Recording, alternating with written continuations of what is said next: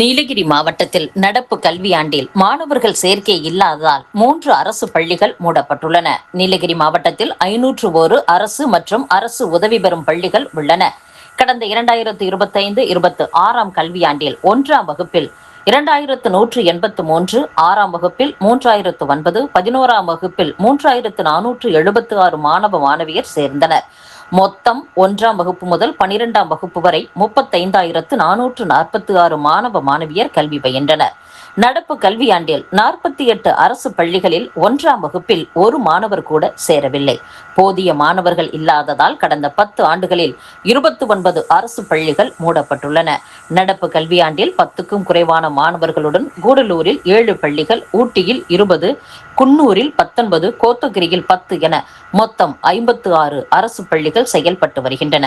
இதுகுறித்து மாவட்ட தொடக்க கல்வி அலுவலர் சின்னமாது கூறுகையில், நீலகிரி மாவட்டத்தை பொறுத்தவரை பல்வேறு காரணங்களால் அரசு ஆரம்ப பள்ளிகளில் மாணவர்களின் எண்ணிக்கை படிப்படியாக குறைந்து வருகிறது. கடந்த 10 ஆண்டுகளில் 29 அரசு பள்ளிகள் மூடப்பட்டுள்ளன. நடப்பு கல்வியாண்டில் அப்புக்கோடு, பேரகனி, ஆத்தூர் ஆகிய அரசு பள்ளிகள் மூடப்பட்டுள்ளன. அரசு உதவி பெறும் பள்ளியான கீழ் சிங்காரா பள்ளியும் மூடப்பட்டுள்ளது. 10க்கும் குறைவாக மாணவர்கள் உள்ள பள்ளிகளில் மாணவர்கள் சேர்க்கையை அதிகப்படுத்த முயற்சி எடுக்கப்பட்டு வருகிறது என்று கூறியுள்ளார்.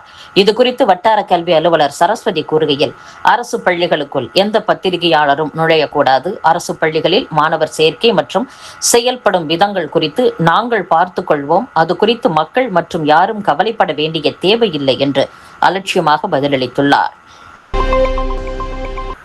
ஆடி மாதம் அம்மனுக்கு கூழூற்ற அரிசி கொடுக்க வேண்டும் என பல ஆண்டுகளாக அரசை வலியுறுத்தி வருகிறோம்.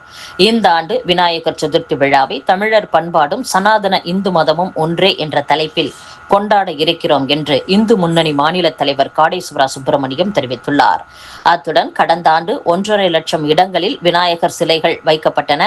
இந்த ஆண்டு அந்த எண்ணிக்கை அதிகமாகும். செப்டம்பர் 14ஆம் தேதி முதல் 20ஆம் தேதி வரை விழா நடைபெறுகிறது. திமுக ஆட்சியில் விநாயகர் சதுர்த்தி விழாவுக்கு இடையூறுகள் இருந்தன. இப்போது உள்ள அரசு தடையாக இருக்க வாய்ப்பில்லை. கோவிலுக்குள் மொபைல் போன் எடுத்துச் செல்ல தடை விதிப்பதை இந்து முன்னணி சார்பில் வரவேற்கிறோம். கடவுள் தரிசனம் செய்ய செல்பவர்கள் கோவிலுக்குள் சென்று போட்டோ, வீடியோ எடுப்பது தவறான செயல் என்றும் காடேஸ்வரா சுப்பிரமணியம் கூறியுள்ளார்.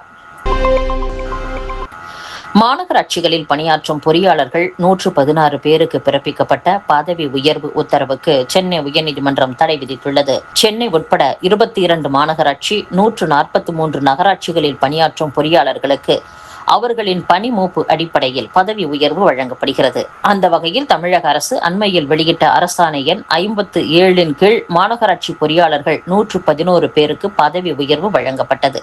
இந்த பதவி உயர்வு உத்தரவை செயல்படுத்த சென்னை உயர்நீதிமன்றம் இடைக்கால தடை விதித்துள்ளது.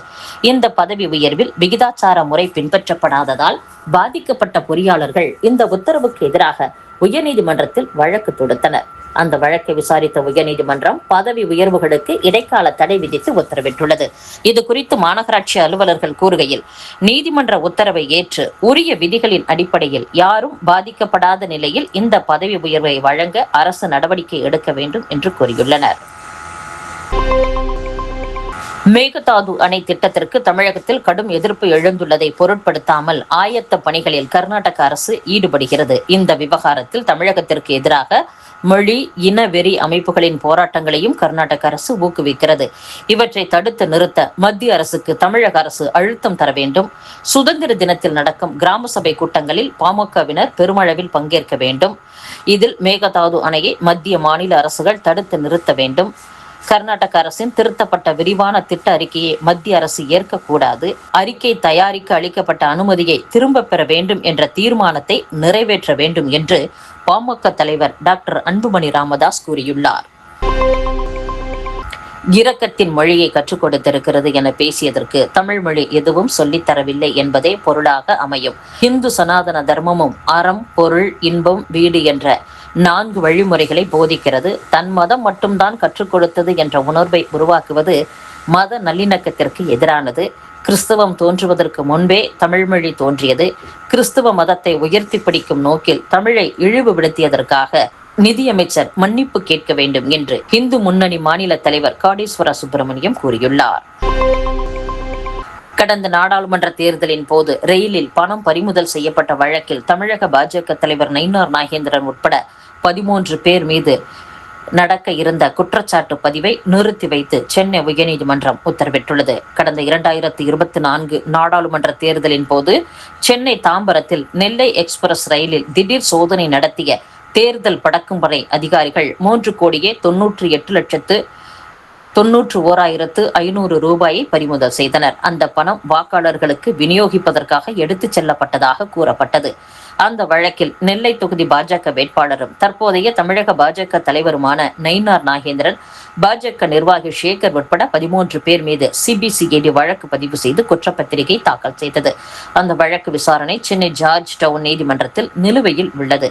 இந்த வழக்கில் இன்று குற்றச்சாட்டு பதிவு செய்யப்பட இருந்த நிலையில் தன் மீதான வழக்கை ரத்து செய்ய கோரி சென்னை உயர்நீதிமன்றத்தில் பாஜக நிர்வாகி சேகர் மனு தாக்கல் செய்தார். அந்த மனு நீதிபதி லட்சுமி நாராயணன் முன் விசாரணைக்கு வந்தது. அப்போது மனுதாரர் மற்றும் சிபிசிஐடி தரப்பு வாதங்களை கேட்ட நீதிபதி விசாரணையை 19ஆம் தேதிக்கு தள்ளி வைத்து பதில் மனு தாக்கல் செய்ய காவல்துறைக்கு உத்தரவிட்டுள்ளார். இத்துடன் செய்திகள் நிறைவடைகின்றன. மீண்டும் நாளை சந்திப்போம். வணக்கம்.